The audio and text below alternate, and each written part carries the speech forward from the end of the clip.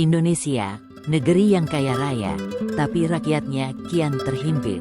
Tahun depan pemerintah berencana mengambil pinjaman baru sebesar 700 triliun rupiah. Apakah ini tanda-tanda negara menuju kebangkrutan? Untuk menutup defisit, pajak dinaikkan, PBB melonjak, harga sewa rumah naik, beli rumah makin tak terjangkau. PPN diperluas, katanya bahan pokok tak terdampak. Tapi kenyataannya, harga pangan ikut melesat. Belanja 100.000 di warung kini hanya dapat beberapa barang. Mentega sachet yang dulu 5.000, sekarang 10.000. Rakyat dipaksa bayar lebih, sementara isi kantong semakin tipis. Di saat rakyat harus mengencangkan ikat pinggang, koruptor justru hidup nyaman. Bahkan ada yang diberi penghargaan setelah merampok uang negara. Tidak ada penyitaan aset, tidak ada pemiskinan koruptor. Rakyat dipajaki, koruptor dilindungi. Di mana keadilan? Ekspor Indonesia tidak berkembang signifikan. Kita masih bergantung pada batu bara, sawit, dan nikel. Bahan mentah ke luar negeri, nilai tambah dinikmati negara lain. Sementara itu, industri dalam negeri jalan di tempat. Ekonomi rapuh, rakyat makin sulit. Inilah wajah Indonesia hari ini. Pajak menjerat rakyat kecil, utang menggunung, korupsi dibiarkan, ekspor tak berkembang. Jika terus begini, kita bisa menuju krisis besar.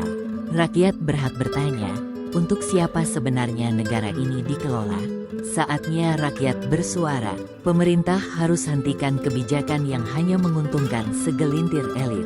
Pajak harus adil, koruptor harus dipiskinkan. Ekonomi harus kembali berpihak pada rakyat. Kalau tidak, sejarah akan mencatat, negara ini runtuh bukan karena miskin, tapi karena dikhianati oleh pemimpinnya sendiri. Kondisi fiskal dan ancaman bangkrut. Pemerintah dikabarkan akan mengambil pinjaman baru sekitar 700 triliun rupiah pada tahun depan.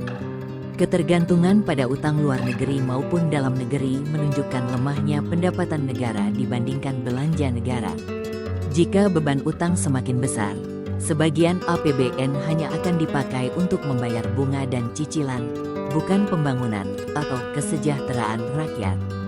Situasi ini bisa mengarah pada krisis fiskal jika tidak dikendalikan. Kebijakan pajak dan dampaknya.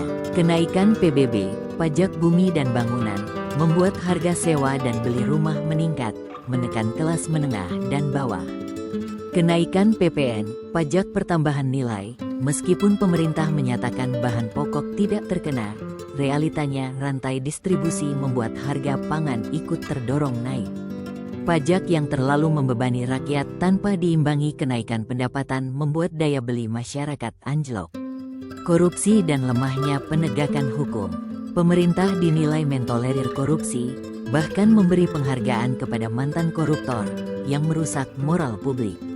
Tidak adanya tindakan serius untuk menyita hasil korupsi dan memiskinkan pelaku korupsi menyebabkan korupsi tetap subur. Rakyat dipaksa membayar pajak tinggi, sementara uang negara bocor ke korupsi. Ekonomi rakyat dan ekspor. Ekspor Indonesia stagnan, terutama di sektor non-sumber daya alam. Ketergantungan pada ekspor komoditas mentah, batu bara, sawit, nikel, membuat ekonomi rapuh saat harga dunia turun. Industri pengolahan dan manufaktur tidak tumbuh signifikan, sehingga nilai tambah ekspor rendah. Sementara itu, rakyat dibebani pajak konsumsi, bukan didukung dengan peningkatan produktivitas.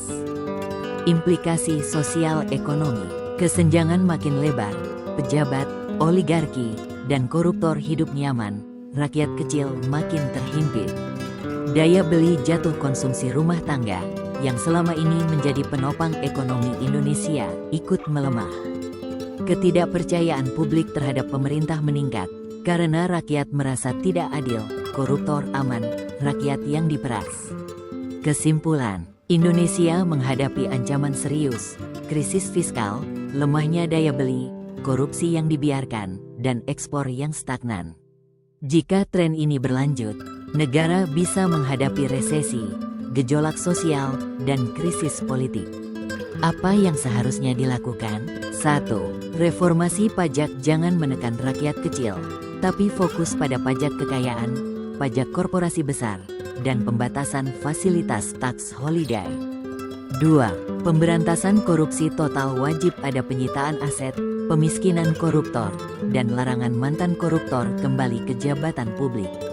3. Diversifikasi ekonomi, kurangi ketergantungan pada komoditas mentah, dorong industri manufaktur dan teknologi. 4. Efisiensi belanja negara, kurangi proyek mercusuar dan birokrasi boros, alihkan ke pendidikan, pangan, dan energi.